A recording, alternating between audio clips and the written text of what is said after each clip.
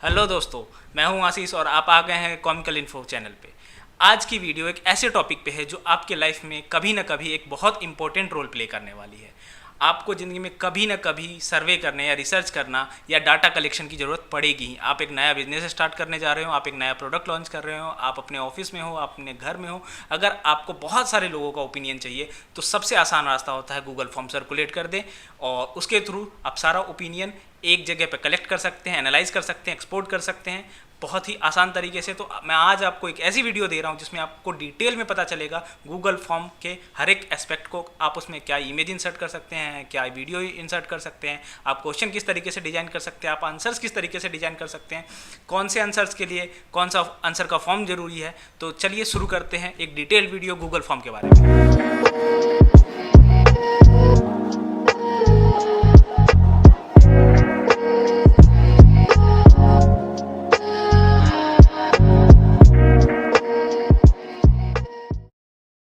तो चलिए हम आ गए अपने लैपटॉप स्क्रीन पे। अब सबसे पहले हमें गूगल क्रोम खोलना है। यहाँ पे सबसे गूगल क्रोम खोलते ही आपको टॉप राइट कॉर्नर पे एक आइकन दिखेगा गूगल ऐप्स नाम का, हमें उस पर क्लिक करना है। बहुत सारे ऑप्शन दिखेंगे, हमें उसमें स्क्रॉल डाउन करना है। गूगल फॉर्म नाम का एक ऑप्शन दिखेगा, उस पर हमें क्लिक करना है।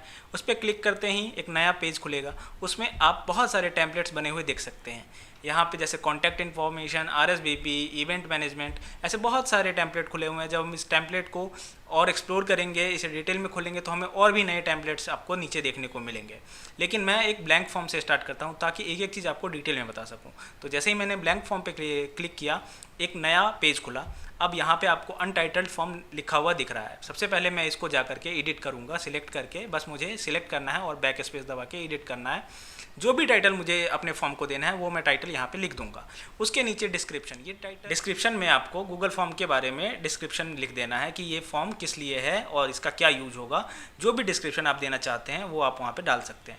इसके बाद आपको लेफ्ट कॉर्नर में एक लेंथ वाइज एक लंबा सा पैनल दिखेगा, उसमें जैसे ही प्लस वाले ऑप्शन पे क्लिक करेंगे तो ऐड क्वेश्चंस का ऑप्शन आपको दिखाई देगा। क्लिक करेंगे तो क्वेश्चन ऐड करने का ऑप्शन आएगा, तो बॉक्स खुलेगा, हमें उसमें अपना क्वेश्चन डाल देना है।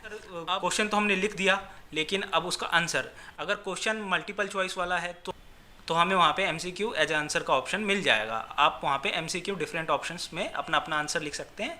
तो उस तरीके से अगर आप MCQ वाला ऑप्शन डाल रहे हैं तो उसमें आपको 3 ऑप्शन मिलेंगे। सबसे पहला मिलेगा मल्टीपल चॉइस, फिर आपको वहाँ पे दिखाई देगा चेक बॉक्स, और उसके बाद आपको दिखाई देगा ड्रॉप डाउन। अगर आप उसमें मल्टीपल चॉइस को चूज़ करेंगे तो गोल सा सर्कल बन के आएगा आपकी चॉइस के साइड में। तो जो भी इंसान आंसर टिक करेगा तो उस गोल वाले ऑप्शन में फिल हो जाएगा।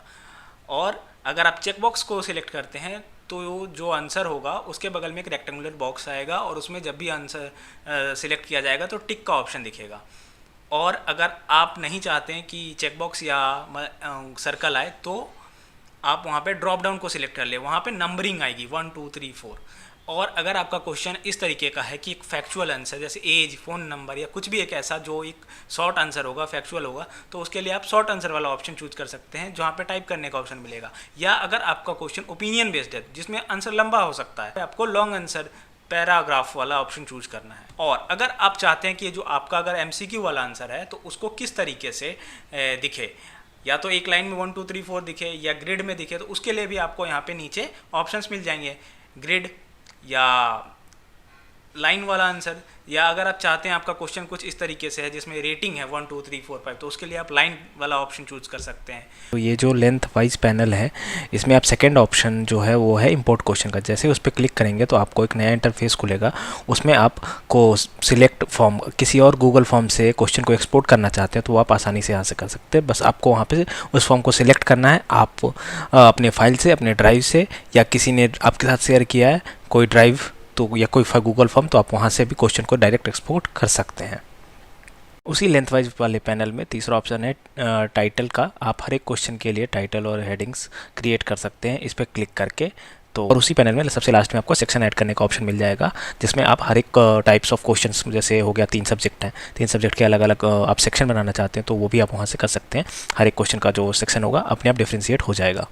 और कुछ ऐसे क्वेश्चंस होते हैं जिसमें हमें डेट या टाइम जानना ज़रूरी है, जैसे कि डेट ऑफ बर्थ ही आपको किसी को जानना है या डेट ऑफ एग्जामिनेशन या उनका क्या अवेलेबिलिटी है किस डेट को, तो आप वो भी डेट और टाइम का ऑप्शन आपको मिल जाएगा। आप वहाँ से डेट और टाइम वाले ऑप्शन को चूज़ कर सकते हैं और उसको इंसर्ट कर सकते हैं। नीचे में आपको एक रिक्वायर्ड का ऑप्शन दिखेगा, जैसे हम उसे ऑन करते हैं तो वो क्वेश्चन कंपलसरी हो जाता है कि इस क्वेश्चन को आपको फिल करना ही पड़ेगा सामने वाले को, तो आप उसको ऑन कर सकते हैं जो भी कंपलसरी क्वेश्चन है उसके लिए। और मान लीजिए कि सामने वाले को किसी क्वेश्चन का आंसर किसी फाइल के फॉर्मेट में देना है या आपने किसी क्वेश्चन में किसी फाइल को किसी इमेज को मांगा है, तो उसके लिए आप अपने क्वेश्चन में आपको यहाँ पे फाइल अपलोड का भी ऑप्शन दिखेगा। तो इस फाइल वाले अपलोड पे जैसे ही क्लिक करेंगे आप तो एक इंटरफेस खुलेगा और वहाँ पे आप अपने ड्राइव के लिए आप एक्सेप्टेंस दे रहे हैं कि जो भी फाइल अपलोड होगी वो आपके ड्राइव में जाके सेव होगा, और फाइल की क्या साइज़ होनी चाहिए और कौन से फोल्डर में जाके सेव होगा वो सारी चीज़ें आप यहाँ इस ऑप्शन में जाके सिलेक्ट कर सकते हैं। और अगर आप इमेज इंसर्ट करना चाहते हैं तो इसी आपको जो राइट साइड में लेंथ वाइज वाला ऑप्शन था उसी में आपको इमेज का आइकन दिखेगा। आप उस इमेज पे वाले आइकन पे क्लिक करेंगे, लैपटॉप पे एक इंटरफेस खुलेगा, आप वहाँ पे जा करके आप कोई भी इमेज चूज़ कर सकते हैं। अपने पीसी से चूज़ कर सकते हैं, अपने ड्राइव से चूज़ कर सकते हैं, आप किसी अदर वेबसाइट से भी यूआरएल के थ्रू चूज़ कर सकते हैं।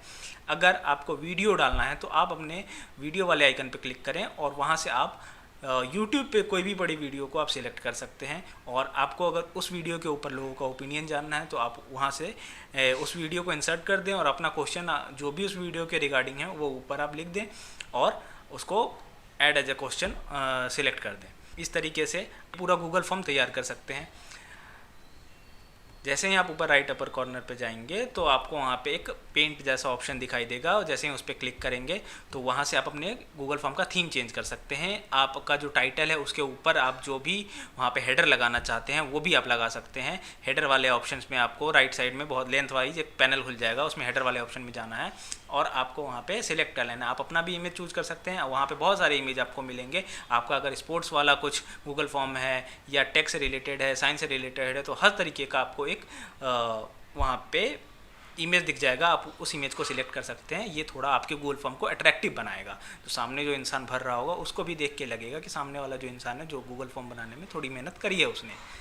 बाकी भरना ना भरना उसकी मर्जी, आधे से ज़्यादा लोग तो भरते नहीं हैं, इग्नोर कर देते हैं। तो और अगर आपका गूगल फॉर्म का जो बैकग्राउंड है उसको भी थोड़ा कलर चेंज करना चाहते हैं आप वो भी यहाँ से कर सकते हैं। आपको नीचे कलर ऑप्शंस मिल जाएंगे, आप वहाँ जा करके सारे कलर्स में से जो भी कलर आपको चूज़ करना है आप वहाँ से चूज़ कर सकते हैं। जो आपने क्वेश्चंस लिखे हैं ऑप्शन है उसके टेक्स्ट के डिज़ाइन को चेंज करना चाहते हैं, कोई अलग फॉन्ट चूज़ करना चाहते हैं तो वो भी आप वहाँ से आप चूज़ कर सकते हैं। आप थोड़ा फंकी सा लुक देना चाहते हैं, थोड़ा स्टाइलिश लुक देना चाहते हैं, हर तरीके का ऑप्शन यहाँ से सिलेक्ट कर सकते हैं।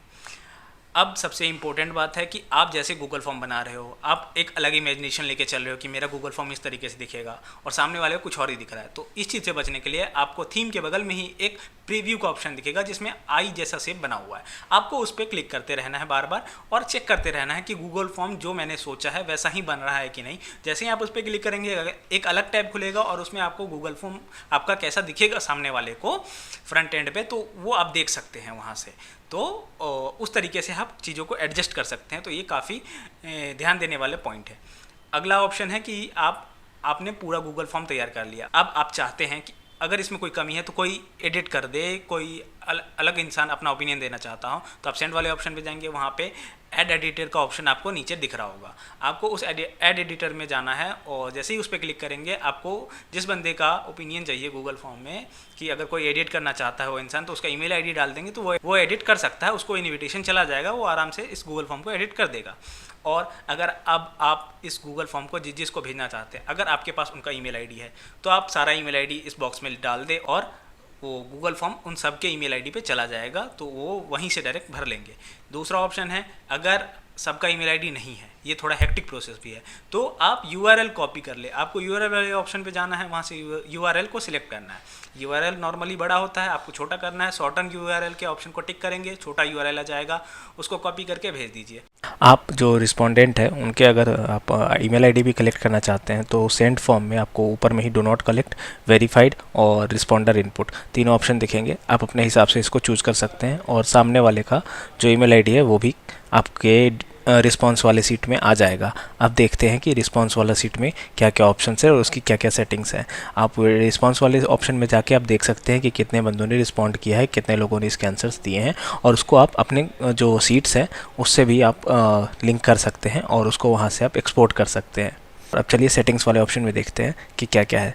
तो सेटिंग्स वाले टैब में आपको सबसे पहला ऑप्शन दिखेगा मेक दिस अ क्विज। तो कई बार ऐसा होता है कि हमें क्विज करवाना है और हमें पेपर भी बचाने हैं। ये मतलब फिजिकली भी हम अपने सामने बिठा के भी क्विज करा सकते हैं बाई गूगल फॉर्म, और हम ऑनलाइन सर्कुलेट भी कर सकते हैं। तो मेक दिस क्विज का सबसे पहला ऑप्शन दिखेगा और इसमें आपको बहुत सारे कंट्रोल्स दिए जाएंगे कि अगर आपको क्विज करवाया आपने तो सामने वाले को स्कोर तुरंत दिखाना है या बाद में, और अगर उसको ने कोई क्वेश्चन मिस किया है, करेक्ट आंसर क्या है, इनकरेक्ट क्या है, वो सब अगर आप चाहते हैं कि इसे रिस्पोंडेंट को दिखे कि ना दिखे तो वो सब चीज़ भी आप यहाँ से कंट्रोल कर सकते हैं। और क्वेश्चंस के पॉइंट वैल्यू अगर 4 मार्क्स का है, 2 मार्क्स का है, वो भी आप यहाँ से सेट कर सकते हैं। अब दूसरा ऑप्शन आपको इसमें दिखेगा रिस्पॉन्सेज। तो अगर आप चाहते हैं कि जो रिस्पोंडेंट है जिसने कोई अटेम्प्ट किया है तो उसको भी अगर एक कॉपी जाए उसके रिस्पॉन्सेज की, तो वो भी आप यहाँ से ऑन कर सकते हैं। आप ईमेल एड्रेस कलेक्ट करना चाहते हैं वो भी कर सकते हैं, और कितने रिस्पॉन्सेज आप एक इंसान को देना चाहते हैं तो वो भी आप यहाँ से सेट कर सकते हैं, और रिस्पॉन्स को एडिट करना है कि नहीं। इसके बाद तीसरा ऑप्शन दिखेगा प्रेजेंटेशन का। तो जो रिस्पोंडेंट है उसको क्वेश्चन कैसे दिखेगा, और जो क्वेश्चन वो या अटेम्प्ट करते जा रहा है तो उसका प्रोग्रेस उसको दिखना चाहिए कि नहीं दिखना चाहिए, और रिजल्ट की समरी सामने वाले को दिखाना है कि नहीं दिखाना है। तो वो सब चीज़ आप यहाँ से अपना सेट कर सकते हैं। इसके बाद सबसे लास्ट में दिखेगा कि कुछ डिफ़ॉल्ट्स हैं, जैसे कि ईमेल एड्रेस कलेक्ट करना। अगर आप चाहते हैं कि by default email address collect हो सामने वाले के तो आप उसको ऑन कर सकते हैं। Compulsory questions, by default questions, आप उसको भी यहाँ से ऑन ऑफ कर सकते हैं। तो ये सारे थे सेटिंग्स वाले चीज़।